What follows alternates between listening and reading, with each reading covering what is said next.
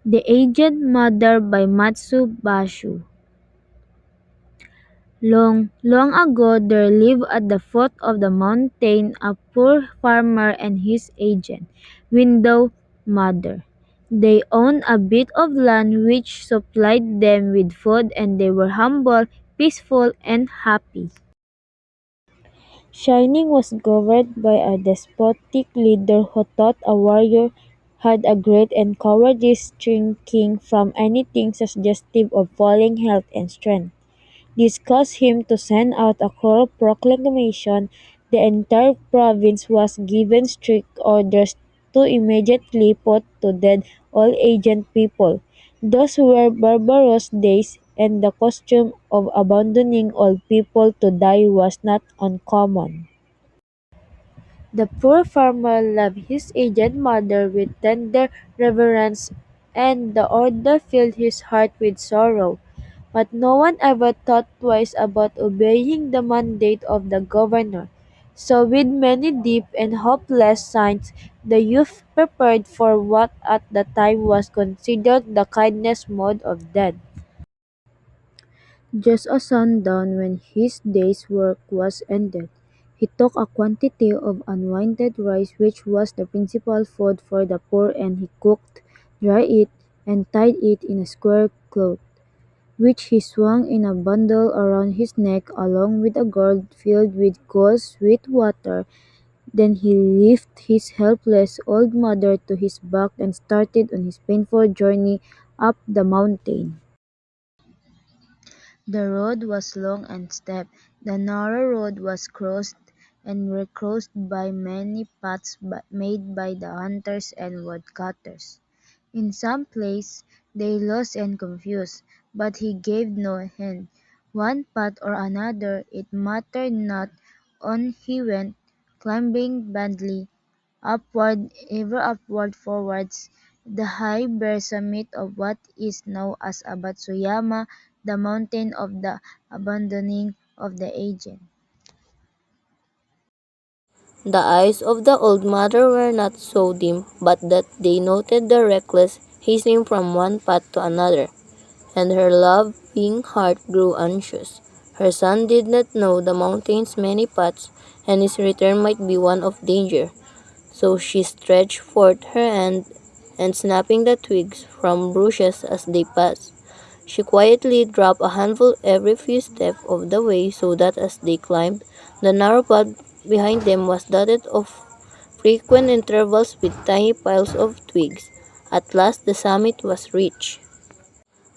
Weary and her sick, the youth gently released his burden and silently prepared a place of comfort as his last duty to the loved one. Gathering fallen pine needles, he made a soft cushion and tenderly lifted his old mother onto it. He wrapped her pounded coats more closely about the stooping shoulders, and with tearful eyes and an aching heart he said farewell. The trembling mother's voice was full of unselfish love as she gave her last injunction. "Let not thine eyes be blinded, my son," she said. "The mountain road is full of dangers. Look carefully and follow the path which holds the piles of twigs. They will guide you to the familiar path farther down." The son's surprised eyes looked back over the path, then at the poor old shivered hands all scratched and soiled by their work of love. His heart broke within him, bowing to the ground. He cried aloud, "Oh, honorable mother, your kindness breaks my heart. I will not leave you. Together we will follow the path of twins, and together we'll die." Once more he shouldered his burden, how light it seemed now, and hastened down the path, through the shadows and the moonlight, to the little hut in the valley. Beneath the kitchen floor was a walled closet for food, which was covered and hidden from view. There the son hid his mother, supplying her with everything she needed, continually watching and fearing she would be discovered.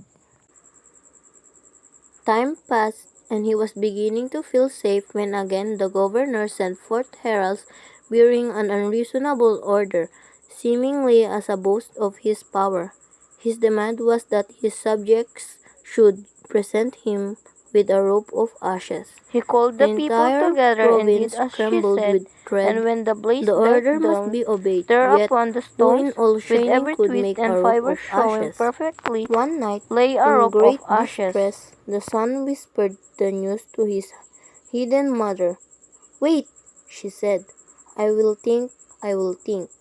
On the second day, she told him what to do.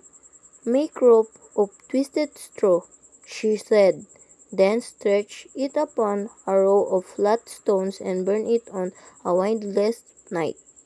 He called the people together and did as she said, and when the blaze died down, thereupon the stones, with every twist and fiber showing perfectly, lay a rope of ashes. The governor was pleased at the wit of the youth, and praised greatly. But he demanded to know where he had obtained his wisdom. "Alas, alas!" cried the farmer, "the truth must be told," and with deep bows he related his story. The governor listened and then meditated in silence. Finally he lifted his hand. "Shining needs more than strength of youth," he said gravely. "Ah, that I should have forgotten the well-known saying, 'With the crown of snow there cometh wisdom.' That very hour the cruel law was abolished and costume drifted into as far a past that only legends remain."